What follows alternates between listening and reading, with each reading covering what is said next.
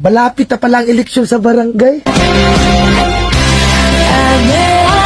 Marami na naman tayo makakasalubong na tao na bigla ka na lang ngingitian kapag nakita ka sa daanan. Yung suplado at hindi mo malapitan yung may problema ka. Tapos ngayon, sila na yung unang maglalambing sa'yo at babatiin ka. Wow! Plastic ang ugali. Oh no!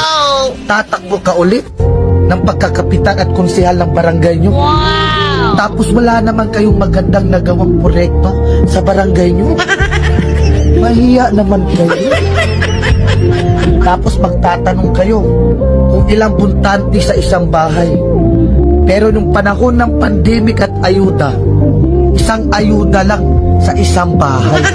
Tapos kung mamalasi ka pa, wala ka pang makukuha na ayuda kapag kalaban mo pa ang tagalista. Kaya vote wisely para hindi sayang ang boto natin. Tandaan nyo, sa ating boto, nakasalalay ang panalo ng isang kandidato. Wow! Kung may magtatangka sa'yo magbigay ng pera, sabihin mo, minimum 1,000. Aba, sa mahal na bilihin ngayon at bigas, hindi kasya yung 300.